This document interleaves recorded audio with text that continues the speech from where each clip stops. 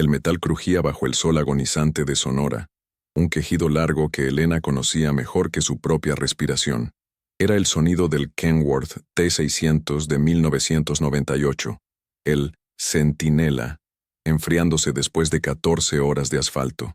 A sus 63 años, Elena Garza era una institución en la carretera. Tenía la piel curtida por 1000 soles vistos a través del parabrisas y una mirada que había visto demasiado, pero que aún se negaba a cerrarse. Estaba estacionada en el parador El Suspiro, a las afueras de Santa Ana, un lugar que olía a diésel rancio y a café quemado. La noche caía como un telón pesado y púrpura sobre el desierto. Estaba sola, como casi siempre. La soledad del trailero es distinta. Es una soledad poblada de fantasmas, de recuerdos en la radio y de los susurros del motor. Elena estaba terminando su bitácora, la pluma arañando el papel bajo la débil luz de la cabina, cuando el sonido la paralizó. Tun tun, tun tun tun.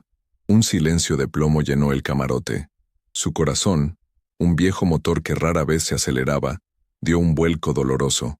Ese ritmo no era un golpe cualquiera, no era un niño jugando, ni otro tráilero pidiendo lumbre.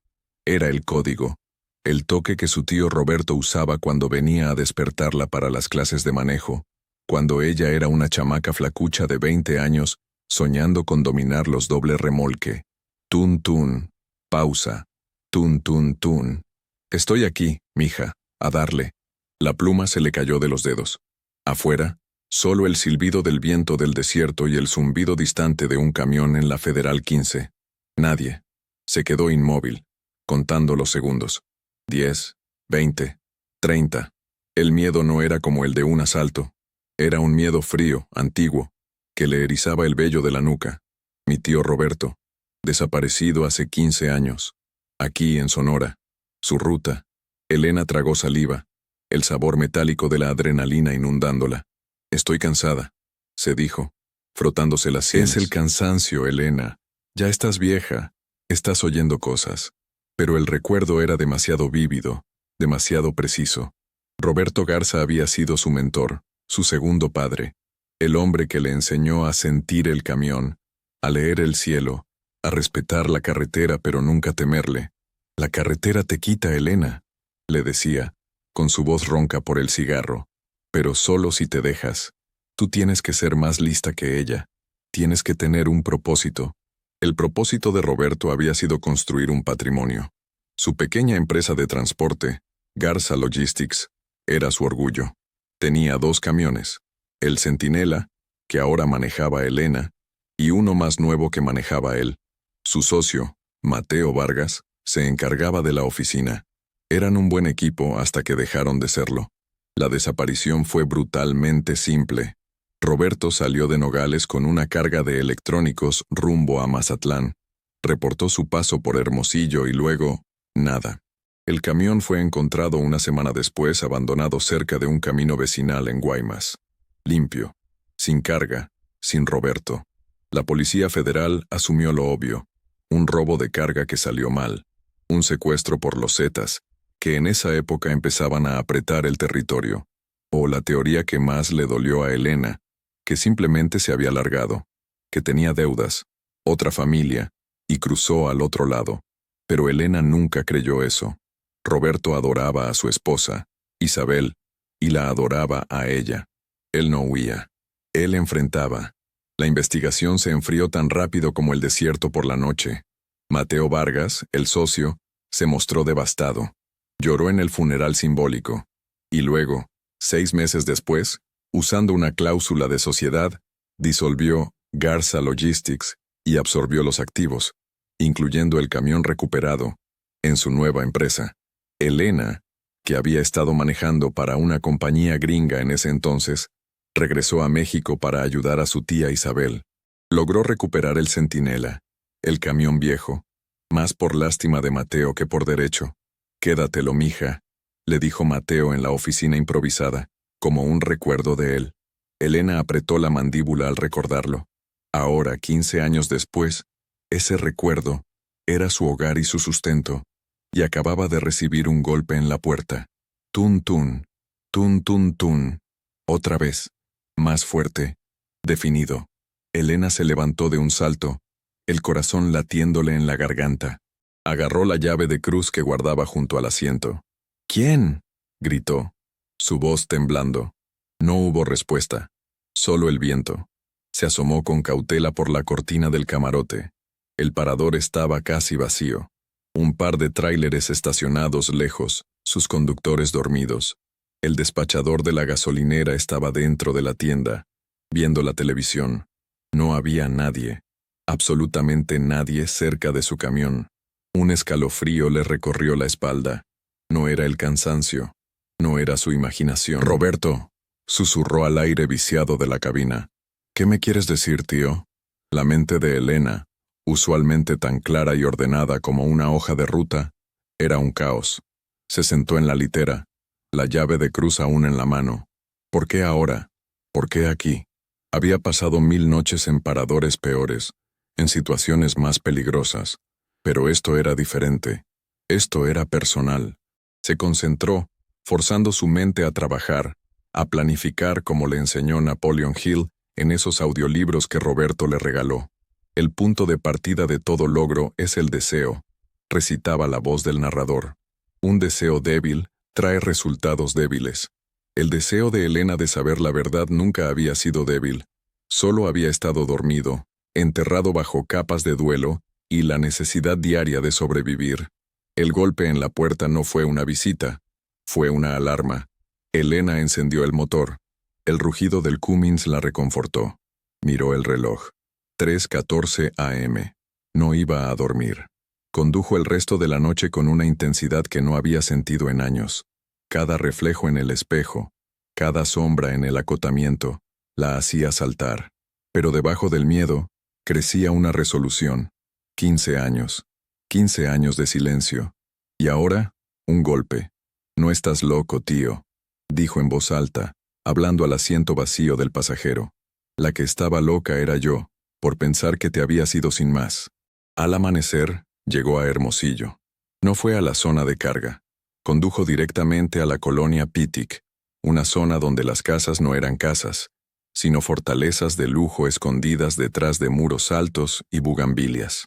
Estacionó el Centinela, un dinosaurio de trabajo entre los Mercedes y BMWs que patrullaban las calles silenciosas.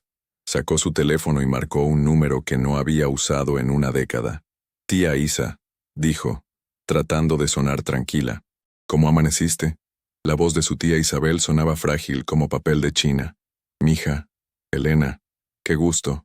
¿Estás en la ciudad?» «Sí, tía, estoy cerca. ¿Puedo pasar a verte? Necesito preguntarte algo sobre mi tío». Hubo una pausa. «¿De él?» «Siempre, mija. Siempre». Doña Isabel vivía ahora en una casa de asistencia de lujo, el Ocaso Dorado, un lugar que olía a lavanda y a dinero viejo. Elena se sintió fuera de lugar con sus botas de trabajo y sus jeans gastados, caminando sobre los pisos de mármol pulido. Isabel la esperaba en un jardín interior, sentada en una silla de ruedas, con una manta sobre las piernas a pesar del calor matutino. Sus ojos, antes brillantes, estaban nublados por las cataratas y la tristeza. «Elena, qué alta te ves», dijo, aunque Elena llevaba encorvada por el cansancio. «Oh, yo estoy muy encogida». «Estás guapísima, tía». Elena la abrazó, sintiendo la fragilidad de sus huesos. Se sentaron, y por un momento solo hablaron del clima, de la salud de Isabel, de la ironía de vivir en un lugar tan caro cuando toda su vida había sido de trabajo duro. «¿Y el camión? ¿El Centinela?», preguntó Isabel, fuerte como siempre. «Es un buen camión». Era el favorito de Roberto. Decía que tenía alma. Elena asintió. «Tía, anoche estaba en Santa Ana, en El Suspiro». Los ojos de Isabel se enfocaron de golpe. «Ese lugar. Ahí paraban mucho. Roberto y Mateo. Tía, anoche, creo que tuve no sé, escuché algo. Me hizo recordar». Elena no podía decirle que escuchó golpes fantasmales. Su tía era demasiado religiosa y frágil. «Quiero saber, antes de todo. ¿Mi tío estaba preocupado? ¿Tenía problemas?» Isabel desvió la mirada hacia una fuente. «Ay, mija, problemas siempre hay en el negocio. La gasolina, los federales, las llantas. Tú sabes». «No, dijo Elena inclinándose. Problemas con Mateo. La cara de Isabel se endureció, una máscara de dolor que Elena reconoció de los días del funeral. Ese hombre, susurró. Roberto lo quería como a un hermano. Lo sacó de la nada. Y Mateo era listo. Muy listo para los números. ¿Pero qué pasó? Unas semanas antes, Roberto estaba raro, distante. Se encerraba en el despacho con la calculadora. Lo escuché una noche discutiendo por teléfono, gritando. Eso es un robo, Mateo, estás jugando con fuego, es el patrimonio de mi familia. ¿Y qué dijo Mateo? No sé. Roberto colgó. Cuando le pregunté solo me dijo, es un malentendido, vieja. Yo lo arreglo. Pero no lo arregló. Isabel comenzó a temblar. Elena, Mateo Vargas nos robó. Yo lo sé. Cuando Roberto desapareció, él vino aquí. Me hizo firmar papeles. Dijo que eran para la policía, para la aseguranza. Yo no veía, mija. Estaba ciega de dolor. Te hizo venderle la parte de mi tío, afirmó Elena sintiendo un hielo en el estómago. Dijo que la compañía estaba quebrada, que Roberto había tomado un préstamo enorme sin decirle, que la deuda nos comería. Me dio muy poco. Dijo que era un favor, para que yo no me quedara en la calle, y yo le creí. Elena cerró los puños. Él mintió, tía. La compañía no estaba quebrada. Yo lo sé ahora, dijo Isabel, las lágrimas rodando por sus mejillas arrugadas. Lo veo, conduciendo sus carros nuevos, saliendo en las sociales. Su esposa, esa mujer, la vi en una revista, en una fiesta en Polanco, en la Ciudad de México, presumiendo un bolso, un Chanel, que costaba más de lo que Mateo me dio por la vida de mi esposo. La rabia que Elena sintió era pura, afilada. No era el dolor sordo del duelo, sino la claridad de la injusticia. Mateo Vargas no solo había absorbido la compañía, la había comprado con centavos, aprovechándose de una viuda rota. Y luego, continuó Isabel, hace como 10 años me mandó una tarjeta de Navidad, con dinero, dijo que era para mis medicinas, como si yo fuera su limosnera. Lo rompí. Le dije a la enfermera que si volvía a llamar, le dijeran que me morí. Hiciste bien, tía. Elena se quedó pensando. Una discusión sobre dinero, una traición, era un motivo, pero ¿suficiente para matar? ¿O suficiente para que Roberto huyera, avergonzado por una deuda que no podía pagar, como Mateo sugirió? No, no Roberto. El propósito, pensó Elena. El plan. Necesitaba un plan. No podía enfrentarse a Mateo Vargas con los recuerdos de una anciana y un golpe fantasma. Mateo era ahora Don Mateo, un pilar de la comunidad empresarial de Sonora. Su nueva compañía, Vargas Logística Internacional, tenía una flota de cientos de tráileres nuevos, oficinas en Hermosillo y en San Diego. Era intocable. Elena regresó al Centinela. El sol de la mañana calentaba la cabina. Sacó su laptop, una vieja Toshiba que aguantaba los golpes, y buscó a Mateo Vargas. Artículos de negocios, fotos en galas benéficas, entrevistas hablando de visión y trabajo duro. Elena sintió náuseas. Buscó los archivos viejos de Garza Logistics. Tenía algunas cajas en el camarote, papeles que su tía le había dado, bitácoras viejas, recibos de diésel, manifiestos de carga. Pasó horas revisando. La mayoría era rutina, pero entonces encontró algo. Una carpeta de seguros. La póliza de vida de Roberto. Elena la leyó. Era estándar. Una póliza que cubría a Isabel en caso de muerte accidental, pero grapada en la parte de atrás había una adenda. Un cambio de beneficiario, firmado 2 semanas antes de su desaparición. El nuevo beneficiario de la póliza de vida de Roberto Garza no era su esposa, Isabel. Era su socio, Mateo Vargas. Hijo de... Elena sintió que el aire le faltaba. Esto no era solo robar a una viuda. Esto era un motivo de asesinato. La firma de Roberto parecía temblorosa, o quizá falsificada. ¿Cómo podía probarlo? Después de 15 años, la policía no la escucharía. Necesitaría más. Necesitaría algo que ni el dinero de Mateo pudiera enterrar. Decidió empezar por el principio, o más bien por el final, el lugar donde encontraron el camión. El camino a Guaymas era pesado. El calor se pegaba al parabrisas. Elena conducía con una concentración casi dolorosa. Cada kilómetro recorrido era un kilómetro que Roberto había conducido en su último viaje. Trató de imaginarse lo que él pensaba. ¿Sabía que lo iban a traicionar? ¿Estaba asustado? El camión fue encontrado en una brecha, cerca del estero El Soldado. Era una zona de manglares y caminos de tierra, un lugar fácil para esconder un camión y desaparecer. Elena estacionó el centinela en el acotamiento de la carretera principal. El lugar había cambiado, pero la brecha seguía allí, ahora un poco más ancha, usada por pescadores locales. Caminó por el sendero de tierra, el mismo que la policía había recorrido 15 años atrás. El aire era espeso, salado. El sol golpeaba sin piedad. ¿Qué buscaba? No lo sabía. Una bala, un hueso, una señal. Pero después de tanto tiempo, el desierto y el mar lo borran todo. Se detuvo donde los reportes decían que estaba el camión. No había nada. Solo matorrales secos y basura dejada por visitantes. Se sentó sobre una roca, sintiendo el peso de los años. Quizá estaba persiguiendo fantasmas. Quizá el golpe en la puerta fue solo eso. Un sueño. Una alucinación producto del estrés y la soledad. La persistencia. Se recordó. Es el factor clave. La base de la persistencia es la fuerza de voluntad.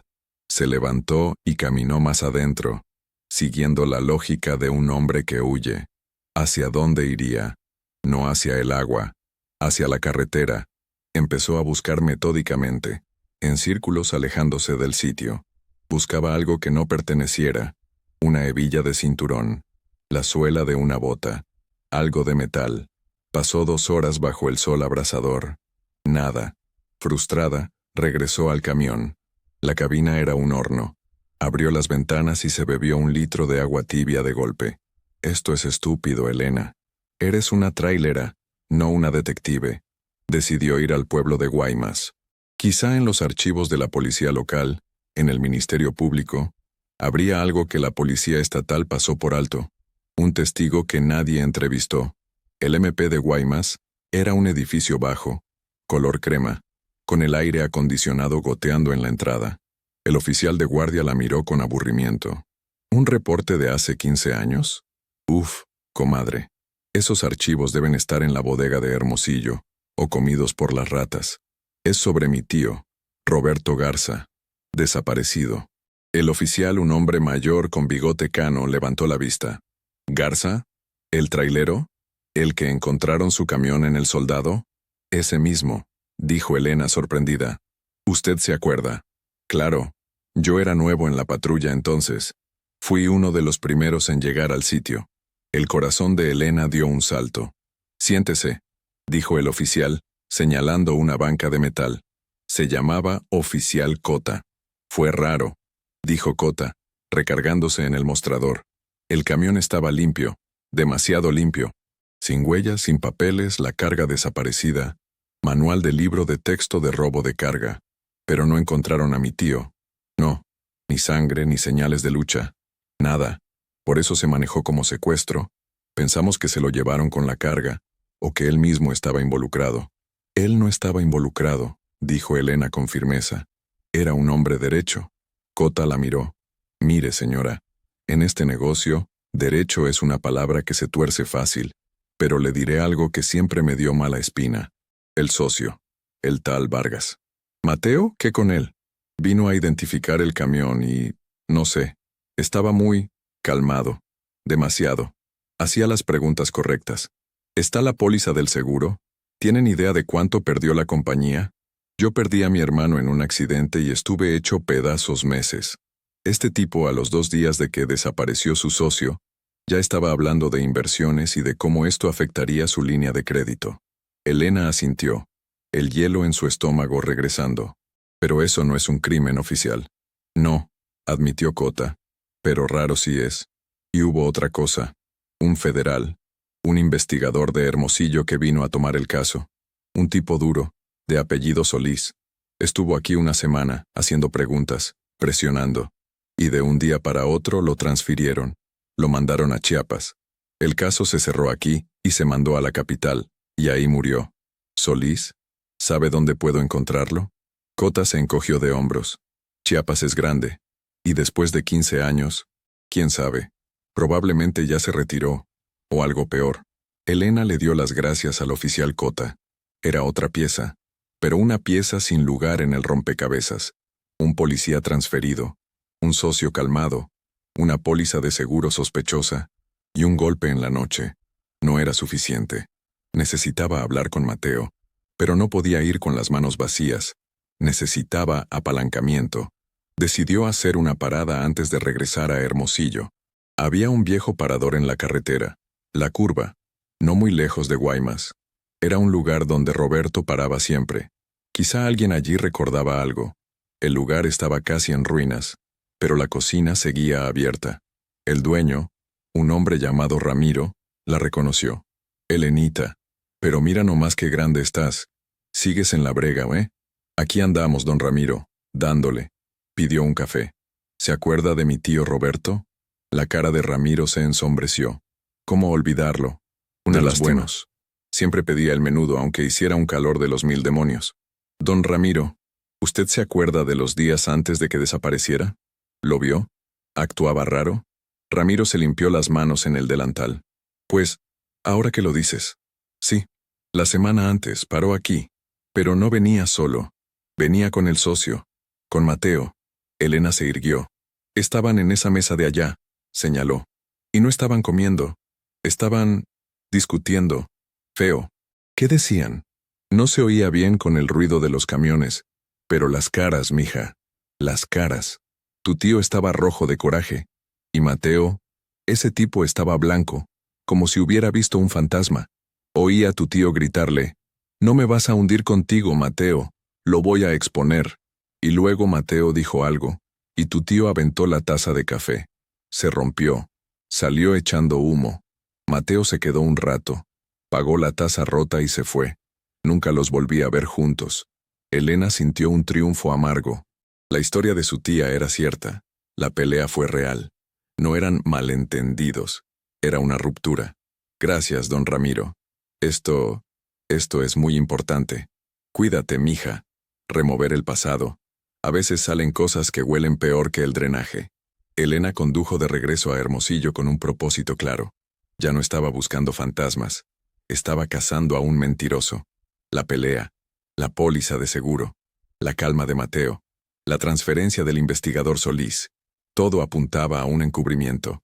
Mateo Vargas no solo se había beneficiado de la desaparición, la había facilitado, o algo peor.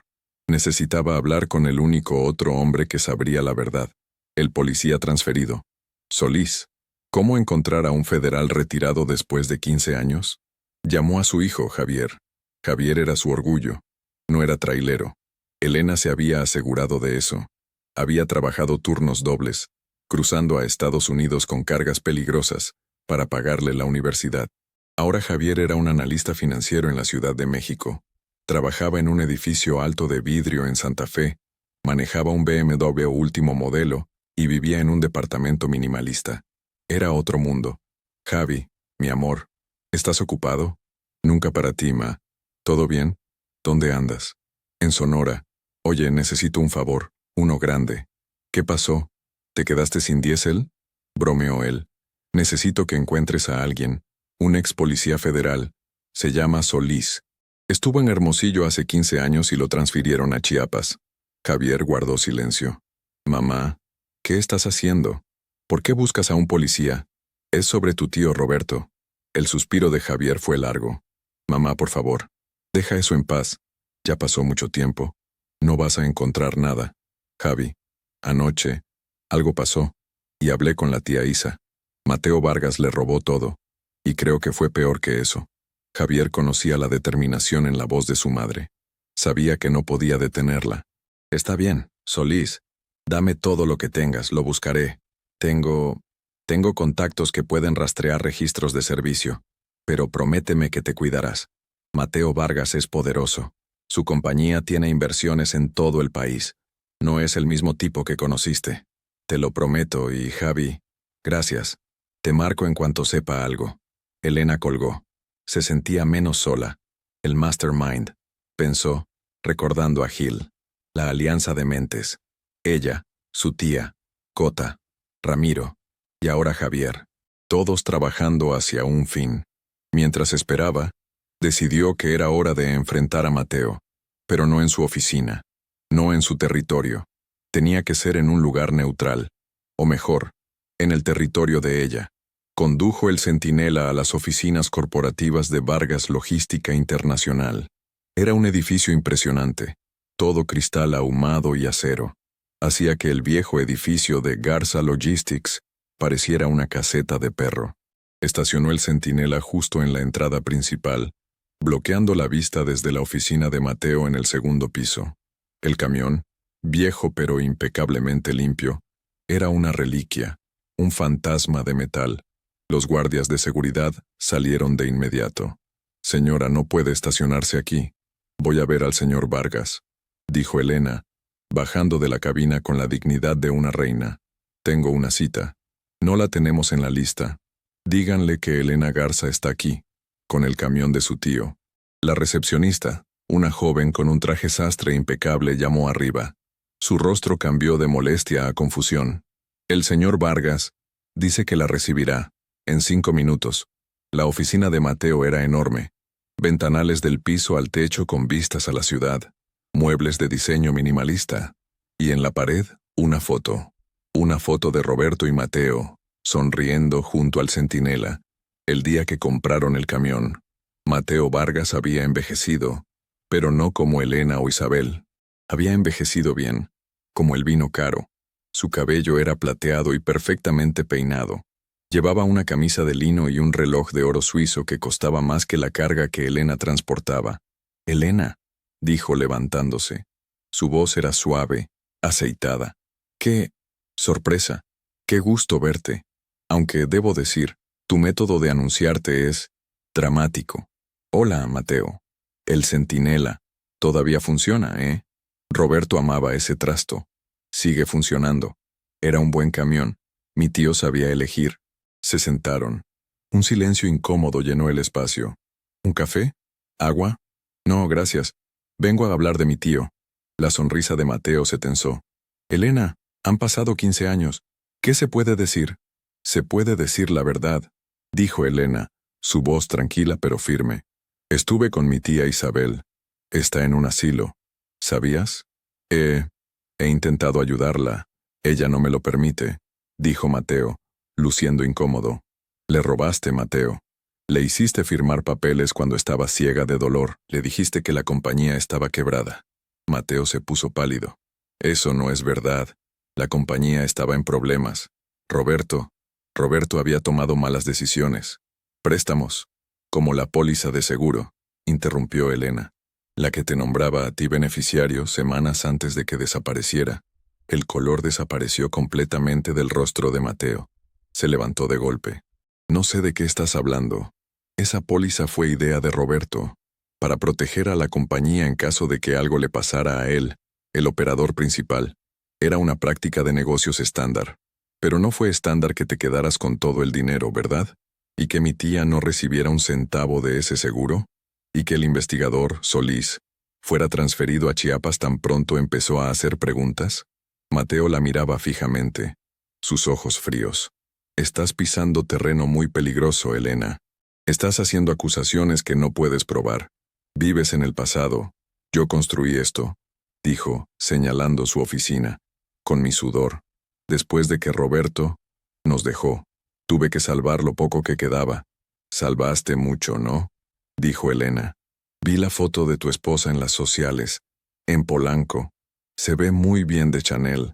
Debe ser bueno celebrar en mansiones con chef privado, sabiendo que mi tía apenas puede pagar sus medicinas».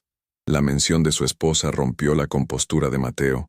«¡Largo!», gritó, su rostro enrojecido. «¡Largo de mi oficina! Estás loca, igual que tu tío». Él estaba loco al final, paranoico. «No estaba paranoico si era verdad», dijo Elena levantándose. «No he terminado, Mateo. Voy a encontrar la verdad». Salió de la oficina dejando a Mateo temblando de rabia. Mientras caminaba por el vestíbulo, su teléfono sonó. Era Javier. «Lo encontré, mamá. A Solís, está retirado. Vive en San Carlos, cerca de Guaymas. Te mando la dirección». Elena sonrió. «Gracias, mi amor». Eres el mejor. Mamá, tuve que acceder a algunas bases de datos, delicadas. La transferencia de Solís fue firmada por un pez gordo en la capital, alguien a quien Vargas Logística le maneja todo el transporte de importación ahora. Esto es grande, mamá. Ten cuidado. Siempre lo tengo, Javi. San Carlos. De vuelta a Guaymas. La carretera la estaba llamando. San Carlos era un mundo aparte de Guaymas. Era el refugio de los gringos retirados y los ricos de Hermosillo. Yates en la marina, casas colgadas de los acantilados. Solís no vivía ahí. Vivía en un barrio más viejo, tierra adentro, en una casa pequeña pero limpia con un jardín de cactus. Elena estacionó el centinela al final de la calle, para no llamar la atención, y caminó. Un hombre mayor, delgado y con la piel quemada por el sol, regaba sus plantas. «¿Señor Solís?», preguntó Elena. El hombre la miró con ojos agudos, desconfiados. Ojos de policía. ¿Quién pregunta? «Mi nombre es Elena Garza. Soy la sobrina de Roberto Garza». Solís dejó la manguera en el suelo. El agua corrió por la tierra seca. «Garza», repitió. «Ese nombre no lo he oído en mucho tiempo. Pasa». El interior de la casa era austero. Un ventilador de techo giraba lentamente. Se sentaron en sillas de mimbre. «Creí que ese caso estaba muerto y enterrado», dijo Solís. «Para algunos, no para mí», dijo Elena. «Usted investigó, lo transfirieron». Solís soltó una risa seca. «¿Transferir? Así le dicen ahora». «Me amenazaron, señora. Me dijeron que si seguía hurgando en los asuntos de Mateo Vargas mi familia iba a pagar el pato, que tomara mi promoción a Tapachula y me callara la boca. Entonces, ¿Vargas lo hizo?» «Mateo Vargas», dijo Solís, inclinándose. Era un pez pequeño nadando con tiburones. Él no tenía el poder para transferirme. Él solo era el peón. Cuando empecé a investigar la desaparición de Garza, encontré algo que no cuadraba. La carga. Electrónicos de Nogales. Pero los manifiestos eran falsos. ¿Qué quiere decir? Que el camión no llevaba televisores. Llevaba lana, dinero, mucho dinero lavado, de la gente equivocada. Vargas estaba usando la compañía de tu tío, a sus espaldas, para mover dinero del cártel. Tu tío Roberto lo descubrió. Elena sintió un vacío en el pecho. La pelea. «No me vas a hundir contigo. Tu tío era un hombre derecho, como decías», dijo Solís. «Era un problema. Quiso ir a las autoridades. Vargas o sus socios no podían permitirlo. Así que lo mataron». «Yo creo que sí. Hicieron que pareciera un robo de carga. Se quedaron con el dinero y con el camión limpio. Vargas cobró el seguro de vida, probablemente para pagarles a sus socios por el favor de limpiar el desastre. Y yo me acerqué demasiado. Me sacaron del juego». Elena se quedó en silencio. La verdad era más sucia, más peligrosa de lo que había imaginado. No era solo avaricia, era el narco. «¿Y por qué me dice esto ahora?», preguntó Elena. «Porque estoy viejo», dijo Solís. «Porque tengo cáncer de pulmón y me quedan 6 meses. Y porque odio a esos hijos de puta. Y porque odio no haber podido hacer justicia por tu tío. Pero tú, ¿qué vas a hacer? No tienes pruebas, solo mi palabra. Y yo estoy muerto». «No», dijo Elena. «Tengo algo. Anoche, algo pasó. En el parador de Santa Ana». Le contó sobre los golpes. Solís la miró, pero no se rió. «He visto cosas en la carretera, señora. Cosas que no tienen explicación. Tal vez tu tío no está descansando. Tal vez te está diciendo dónde buscar». «¿Santa Ana? ¿Por qué Santa Ana?» «El camión apareció en Guaymas. Tal vez Guaymas fue el escenario. Pero Santa Ana, ese era el cruce. Ahí es donde se hacen los tratos». Elena le dio las gracias a Solís. Al salir, el hombre le dijo: «Cuídate, Elena. Vargas no es el problema. Es la gente detrás de él. Si te acercas no te van a transferir». Elena regresó al centinela. Su mente trabajaba a toda velocidad. Mateo, el narco, Solís, la póliza, la pelea. Y el golpe. Tun tun, tun tun tun. En Santa Ana, en El Suspiro. ¿Qué había en El Suspiro? Era solo un parador, ¿o no? Recordó algo. Detrás del parador había una vieja bodega de mantenimiento abandonada, donde los traileros a veces guardaban cosas o hacían reparaciones clandestinas. Condujo toda la tarde, de regreso al norte. La determinación era una fiebre en su sangre. Si la policía nunca buscó en Santa Ana, si todos se enfocaron en Guaymas, llegó a El Suspiro justo después de la medianoche. El lugar estaba igual de desolado, la misma luz parpadeante, el mismo olor a café rancio. Estacionó el centinela en el mismo lugar que la noche anterior. Apagó el motor. Y esperó. El silencio del desierto era absoluto. 1:0 AM. 2:0 AM. 3:0 AM. Elena empezaba a dudar de sí misma. Quizá Solís estaba equivocado. Quizá ella estaba loca. 3:14 AM. La misma hora. Tun tun. Tun tun tun. En la puerta del camarote. Elena no agarró la llave de cruz. Abrió la puerta de golpe. Nadie. El viento frío le golpeó la cara. Pero esta vez no sintió miedo. Sintió... guía. «Está bien, tío. Te oigo». «¿Qué?» Miró hacia la oscuridad, más allá de las bombas de diésel. Hacia la bodega abandonada. La luna era una astilla de plata, dando apenas luz. Bajó del camión. Sus botas crujieron en la grava. Caminó hacia la bodega. La puerta estaba cerrada con una cadena oxidada, pero la pared lateral tenía un agujero. Se deslizó dentro. Olía a aceite viejo y a orines de animal. Usó la linterna de su celular. Ratas, llantas viejas, un motor desarmado, basura. Revisó el suelo. Concreto. ¿Qué podía haber aquí? Tío, ayúdame. No sé qué busco. Caminó hacia la esquina más oscura. Había una fosa de inspección, de las que se usaban para cambiar el aceite. Estaba cubierta con tablas de madera podridas. Apartó una tabla. El olor que subió fue espantoso. Un olor a descomposición antigua, a humedad estancada. Apuntó la luz hacia abajo.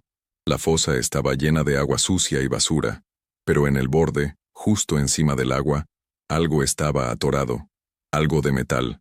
Se agachó, estirando el brazo, aguantando la respiración. Sus dedos rozaron el objeto. Frío. Lo agarró. Era una caja de herramientas de metal, pequeña, oxidada hasta casi deshacerse. La sacó. Estaba pesada. La puso en el suelo y forzó la cerradura oxidada con la punta de su navaja. Se abrió con un quejido. Dentro, envuelto en una bolsa de plástico grueso, había un libro, una libreta de contabilidad y una grabadora de voz pequeña, de las de microcasete. Elena se sentó en el suelo polvoriento de la bodega, el corazón golpeándole las costillas. La linterna del celular temblaba en su mano.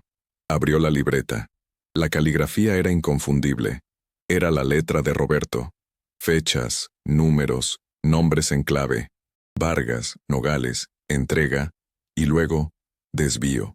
Había páginas y páginas de transacciones que Elena no entendía, pero que claramente no eran de electrónicos. Y al final, una anotación, con la letra temblorosa. Mateo me está matando. Está usando la compañía, los de la sierra. Me amenazaron. Si algo me pasa, está en la cinta. Lo confronté en la curva. Lo negó todo. Me citó en El Suspiro para arreglarlo. Traeré esto por si acaso. Elena sintió que se ahogaba. Te citó en El Suspiro. Mateo lo había traído aquí, a este mismo lugar. Sus manos temblaban tanto que apenas podía sostener la grabadora. Apretó play. Un siseo. Y luego, la voz de su tío, ronca, asustada. Mateo, ¿qué es esto? ¿Por qué estamos en la bodega? Y luego la voz de Mateo, más joven pero inconfundible. Roberto, tienes que calmarte, podemos arreglarlo. Solo dame la libreta que encontraste. No, esto es una locura, Mateo. Es dinero de sangre. Estás loco. Yo saqué a esta compañía adelante. Tú y tus ideas anticuadas nos iban a hundir. Esto es solo logística avanzada, Roberto. Ellos pagan bien.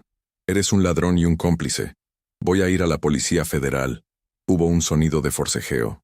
Un golpe sordo. Mateo, no. Otro golpe. Un quejido. Y luego, silencio.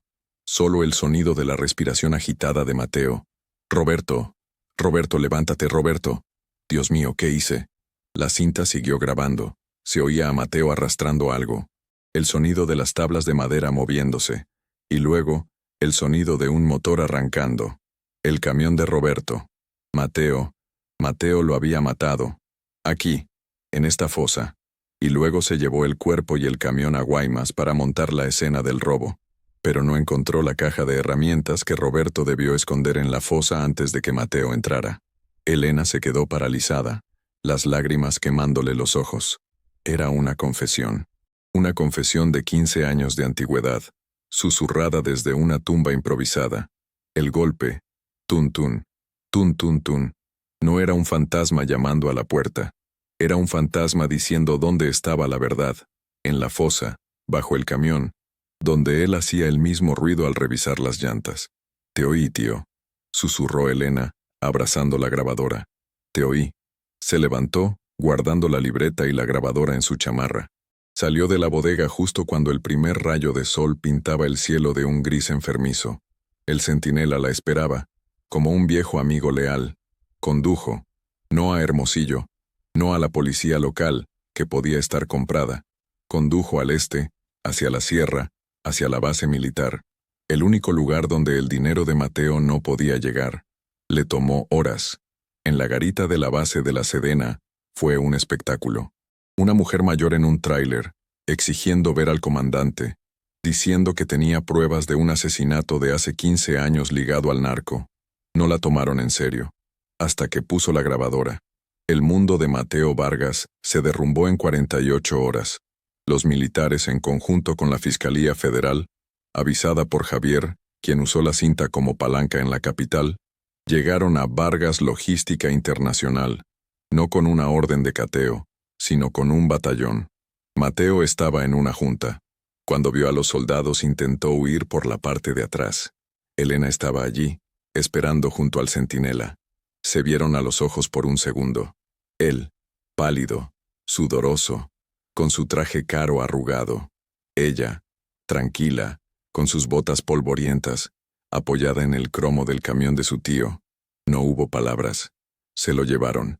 La investigación fue una avalancha. La libreta de Roberto y la confesión de la cinta abrieron todo. Las cuentas de Mateo, las cuentas bancarias bloqueadas que Javier había señalado, resultaron ser los nodos del lavado de dinero. El pez gordo que transfirió a Solís fue arrestado en la Ciudad de México, mientras cenaba en un lujoso restaurante en Polanco. El imperio de Mateo se disolvió. Sus camiones fueron incautados. Sus mansiones fueron embargadas. La noticia sacudió a Sonora. Don Mateo, el filántropo, el hombre hecho a sí mismo, era un asesino. Elena no se sintió victoriosa. Se sintió vacía, cansada. Llevó a su tía Isabel al juicio. Isabel, en su silla de ruedas, escuchó la cinta. Lloró en silencio. Cuando declararon a Mateo culpable de homicidio y crimen organizado, Isabel solo dijo: «Ya puedes descansar, mi amor». Elena la llevó de regreso al asilo. «¿Qué vas a hacer ahora, mija?», le preguntó Isabel. «No lo sé, tía. No lo sé». Elena regresó a El Suspiro. La bodega había sido acordonada. La fosa estaba vacía. Los restos de Roberto habían sido recuperados y entregados a Isabel. Finalmente, tendrían un funeral de verdad. Elena se subió al centinela. El motor rugió. Miró el asiento del pasajero. «Lo hicimos, tío». Condujo hacia el atardecer, sin una carga, sin un destino. Solo la carretera y ella. La carretera le había quitado a su tío, pero también le había guardado el secreto. Le había dado un propósito. La persistencia había dado frutos. La justicia, aunque tardía, había llegado. Se dio cuenta de que ya no estaba sola en la cabina. El fantasma de la injusticia se había ido. Solo quedaba el recuerdo del hombre que le enseñó a manejar, el hombre que le enseñó a luchar. Y en el silencio de la cabina, por primera vez en 15 años, Elena Garza, la trailera de 63 años, lloró. Lloró por el tiempo perdido, por el dolor de su tía, y por el hombre bueno al que finalmente le había hecho justicia. El sol se filtraba por la ventana del camarote, pero esta vez, Elena había dormido. Durmió 12 horas seguidas, un sueño profundo y sin sobresaltos, en un parador anónimo de Sinaloa. El juicio había terminado hacía un mes. Mateo Vargas había sido sentenciado a 50 años. La tía Isabel había recibido a través de la restitución de daños una suma considerable del patrimonio incautado. «Quiero que tú lo tengas», le dijo Isabel. «Es el dinero de Roberto. Es tuyo». Elena se negó. «Tú te lo mereces, tía». Yo tengo mi camión, tengo mi trabajo. Pero Isabel insistió. Compra una casa, Elena. Deja esa vida. Ya sufriste mucho. Elena lo pensó. Podría comprar un departamento en Mazatlán, despertar viendo el mar, o mudarse cerca de Javier a la Ciudad de México, aunque el tráfico la volvería loca. Podría comprarse ropa bonita, quizá algo de Gucci como las mujeres que veía en las revistas, aunque se reía solo de pensarlo. Ella, en tacones. Sería un desastre. Estaba sentada en la pequeña mesa de la cabina, tomando un café instantáneo y mirando el dinero en su cuenta bancaria, ahora abultada. Se sentía extraño. El dinero por el que Mateo había matado, ahora estaba en sus manos, y no la hacía feliz. Solo la hacía sentir pesada. Miró alrededor del centinela, el volante gastado, el tablero con las fotos de Javier y de Roberto. Este era su hogar, esta era su vida. La carretera no era solo un trabajo, era quien era ella. Tomó una decisión. Usó una parte del dinero para comprar una modesta tumba para Roberto, junto a la que un día ocuparía Isabel. Dio una parte a Javier, para tus inversiones, le dijo, aunque él no lo necesitaba. Y con el resto, creó la Fundación Roberto Garza para Traileros, un fondo para ayudar a las familias de los conductores que desaparecían en la carretera. Era justicia. Era propósito. Su teléfono sonó. Era Javier. Hola, ma. ¿Cómo estás? Tranquila, mijo. Pensando. Bueno, tengo algo que te va a gustar. ¿Te acuerdas del investigador Solís? ¿Cómo olvidarlo? Murió hace 2 semanas. El cáncer. Pero antes de morir me llamó. Me dijo que te dijera que tu tío estaría orgulloso. Y que él por fin podía descansar también. Elena sonrió, una sonrisa triste. Buen viaje, Solís. ¿Y mamá? ¿Qué sigue para ti? ¿Vas a seguir manejando ese monstruo? Elena miró por el parabrisas. La carretera la llamaba. Sí, Javi. Tengo una carga que recoger en Culiacán. Pero voy a tomarme un descanso pronto. Quizá vaya a Houston. He oído que hay una clínica muy buena para las rodillas. Bromeó. Me parece bien. Te quiero, ma. Y yo a ti. Colgó. Terminó su café. La vida seguía. El dolor estaba ahí, pero ya no pesaba. Se había transformado en sabiduría. Sabía que la vida no siempre era justa, pero que la persistencia podía inclinar la balanza. Sabía que la familia era lo único que importaba. Y sabía que, aunque la carretera era solitaria, nunca estabas realmente solo. Los recuerdos, las lecciones, e incluso los fantasmas, te acompañaban. Encendió el motor del centinela. El rugido familiar era música. Metió la primera y el camión se sacudió suavemente listo para rodar. Bueno, tío, dijo al aire. ¿Qué sigue? Tenemos trabajo que hacer. Gracias por llegar hasta el final de esta reflexión. Si estás leyendo esto, quiero que sepas que no estás solo. La carretera de la vida puede ser larga, oscura y llena de baches. A veces sentimos que estamos solos en la cabina, con solo nuestros pensamientos y el ruido del motor. Pero siempre hay alguien que piensa en nosotros. Siempre hay una luz más adelante. Ahora, te invito a un momento de calma. Voy a compartir una oración. No importa tu religión, sino tu fe. Una oración pensada para ayudarte, para abrazar a todos los que en silencio luchan, sienten, esperan. Solo cierra los ojos un instante y deja que estas palabras te acompañen. Ten fe, todo va a estar bien. Orar, encenderse por dentro. Hay dolores que nadie ve, dolores que no gritan, no sangran, pero pesan como un velo sobre los hombros. Esos que uno carga en silencio, tratando de entender, de seguir, de soportar. Pero hay un momento, y yo he estado ahí varias veces, en que el esfuerzo cansa, la mente se rinde, y algo dentro de uno se arrodilla, no por debilidad, sino por verdad. Es en ese instante cuando la oración comienza, o mejor dicho, aparece. No esa hecha con palabras bonitas o promesas apresuradas, sino la que brota de un lugar tan profundo que ni siquiera tiene nombre, como un susurro del alma diciendo, ya no puedo sola. Orar, descubrir, no es pedir, es recordar. Recordar quiénes somos cuando el ego se aquieta.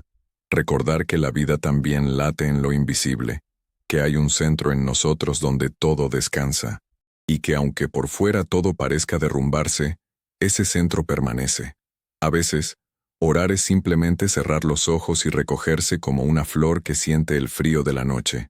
Es permitir que una presencia suave nos envuelva, no como magia, sino como sustento. Como quien dice sin prisa, aquí estoy, incluso ahora. La oración, o la súplica, no cambia el mundo, pero cambia a quien ora. No evita los dolores, pero transforma la forma en que atravesamos cada uno de ellos. Nos da una mirada más tierna, un corazón menos endurecido, un paso más firme, incluso en la oscuridad. Es como si, por un instante, el alma flotara por encima del tiempo y regresara al cuerpo con más paz. No una paz ruidosa, sino esa que solo quien ha pasado por el caos puede reconocer. Orar es afinar la escucha. La mente se calla y la intuición despierta. Las respuestas no siempre vienen en palabras. A veces son solo percepciones, toques sutiles, un calor en el pecho. La oración ilumina lo que estaba turbio, deshace nudos que ni sabíamos que teníamos. Y lo más bonito es que no tiene que ser complicado. Orar es hablar con Dios, con el universo, con esa inteligencia amorosa que nos habita y nos envuelve, incluso cuando lo olvidamos. Y no tiene que sonar bonito, no necesitas saber rezar, no necesitas entender nada sobre la fe. Puede ser un desahogo en la ducha, una lágrima en la almohada, una frase susurrada antes de dormir. Cuídame. Puede ser incluso el silencio, cuando el dolor es tan profundo que no salen palabras. Dios entiende todo eso. El universo escucha lo que el corazón no sabe decir. No hay una forma correcta. Hay presencia. Y cada vez que nos permitimos ese encuentro, aunque sea sin ritual, aunque sea sin certeza, es oración. Es tan simple, tan al alcance. Orar es solo recordar que no estamos solos. Y entonces, un día, sin darnos cuenta, nos volvemos oración. La forma de caminar, de tocar, de callar, todo empieza a vibrar distinto. Ni siquiera hace falta decir nada. Solo estar ahí ya es oración viva. Y hasta en los días en que no logramos orar, y sí, hay días así, el alma sigue orando por nosotros. El espíritu no olvida de dónde viene. Al final, orar es eso, encenderse por dentro, y dejar que esa luz nos guíe, incluso cuando no sabemos el camino. Gracias por acompañar a Elena en este viaje. Si esta historia te tocó el corazón, por favor, déjame un comentario. Quiero saber qué piensas. ¿Qué historias de carretera, de justicia o de fe tienes tú? No olvides seguir el canal para más reflexiones como esta. Y cuéntame, ¿desde dónde me estás escuchando? ¿Desde México? ¿Desde Estados Unidos? ¿Desde qué ciudad? Me da mucha fuerza saber hasta dónde llegan nuestras historias. Como agradecimiento por tu tiempo, y para ayudar a este canal a seguir creciendo, he dejado unas recetas de tés relajantes y unos dulces sin azúcar en el primer comentario fijado, para cuidarnos el cuerpo mientras cuidamos el alma. Que Dios te proteja a ti y a tu familia en cada kilómetro de su camino. Mucha fuerza.